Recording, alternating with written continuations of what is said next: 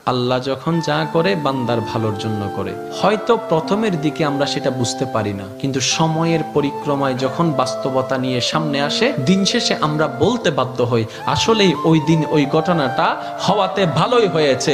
আল্লাহ কখনো বান্দার ক্ষতি চাই না। আল্লাহ যদি ক্ষতি চাইতেন সকালের নামাজ না পড়ার কারণে কান্না করে দিতে পারতেন, যদি আল্লাহ ক্ষতি চাইতেন দুপুরে নামাজ না পড়ার কারণে ল্যাংড়া করে দিতে পারতেন। আল্লাহ সেটা চান না। আল্লাহ চাই বান্দার সব সময় ভালো। আর মা তো দেখেন জন্ম দেওয়ার কারণে সন্তানের তো অপরাধ করার পরও মা সন্তানের প্রতি কতই ভালোবাসা, কতই মায়া, বাবার কাছ থেকে সন্তানের পিঠকে বাঁচাই ফেলছে, এরকম হাজারো মা আছে ওই মায়ের জন্য। কিন্তু আল্লাহ পাক রব্বুল আলামিন বান্দার উপর কতটুকু ভালোবাসে দিয়েছেন সেটা আমরা বান্দারা বুঝতে পারি নাই বলে শয়তানের ফাঁদে বারবার পা দিয়ে আটকাই যাচ্ছি। মনে রাখবেন, মনের মধ্যে কথাটা বসাই ফেলবেন, আল্লাহ যখন যা করে বান্দার ভালোর জন্যই করে। একদিন না একদিন সেই ভালোটা আপনার বিবেকে এবং মনে প্রমাণ হয়ে সামনে চলে আসবে। আমি বুঝাতে চাচ্ছি আমাদের সাথে সবচেয়ে কানেকশন কার বেশি ভালো থাকতে হবে, বান্দা হিসেবে আল্লাহর, উম্মত হিসেবে নবী রাহমাতুল লিল আলামিনের। এখানের ভিতর যে কেউ চাইলে জীবন সাজাই ফেলতে পারবে। আমি বলছি যে কেউ, anybody, you can do it, not impossible. Because impossible শব্দটাকে যদি একদম ভালো করে গভীরভাবে দেখেন, সেখানের ভিতর আপনি আশ্চর্যভাবে একটা জিনিস দেখবেন। ইম্পসিবল একটু যদি ডিফাইন করেন, ভাগ করেন, দেখবেন I am possible. Impossible, possible কে আলাদা রাখেন, আই এম কে আলাদা রাখেন। I am possible. ইম্পসিবল শব্দটাই আপনাকে জানান দিচ্ছে আমি অসম্ভব নই, যদি রবের রহমত থাকে আমি তোমার জন্য সম্ভব। বিদেশে যাওয়ার আগে আপনার এলাকায় দেখেন টিকিট চলে আসছে, ভিসা চলে আসছে, টিকিটের টাকা নেই। অনেক ছিল, কেমনে কেমনে টাকার ব্যবস্থা হয়েছে, সে বিদেশ চলে গিয়েছে। এখানে অনেক ব্যবসায়ী আছে, ব্যবসা শুরু করার সময় সেই পরিমাণ টাকা ছিল না, কেমনে কেমনে ব্যবসা শুরু হয়েছে।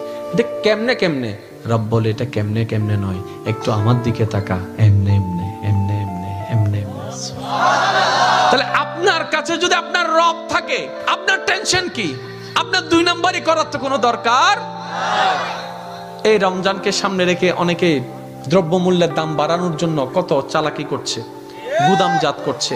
আমি তাদের উদ্দেশ্যে শ্রদ্ধার সাথে একটা কথা বলবো, ভাইয়া জীবনে হয়তো অনেক করেছেন, আপনি এই কারণেই করছেন 2টা টাকা 5টা টাকা লাভ বেশি হবে।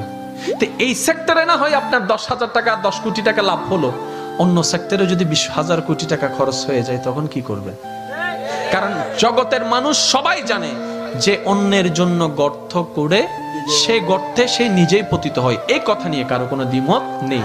যে অন্যের কষ্টের কারণ হয় সে নিজের জীবনে কষ্টকে দাওয়াত দেয়, এই কথা নিয়ে কারো কোনো দ্বিমত নেই। আপনি ধর্মের কথা বাদ দেন, একজন মানুষ হিসেবে চিন্তা করে দেখেন, যারা কোটিপতি তারা বাজারে যাচ্ছে না, অফিস থেকে টাকা দিয়ে দিচ্ছে, ঘর থেকে স্লিপ দিয়ে দিচ্ছে, ফোন করলে বাজার চলে আসতেছে, হিসাবও নিচ্ছে না। কিন্তু আমাদের মতো যারা গরিবরা আছে, দিনে এনে দিনে খায়, অল্প কিছু টাকা ইনকাম করে সেখান থেকে কিছু ভাগবটারা করে চাউল নেই, অল্প করে চাউল নেই, অল্প করে ডাল নেই। একবার ভেবে দেখেন তো, আপনি যেগুলাকে মওজুদ করে দাম বাড়িয়ে দিচ্ছেন, এগুলা আপনি আমি কেউ বানাই নাই, সব রবের দেওয়া নিয়ামত। আমরা ধান রোপণ করেছি, ওইটাকে ধান বানিয়ে দিয়েছেন রব। আমরা বীজ বপন করেছি, গাছ বানিয়ে দিয়েছেন রব। আর একটু জোরে বলেন না সুবহানাল্লাহ। আমরা যেগুলা গুদামজাত করছি সব রবের দেয়া নিয়ামত, আর রব দিয়েছেন শুধু তার বান্দাদের জন্য। এবার আপনি আমি যদি সে বান্দাদের কাছে খাবারটা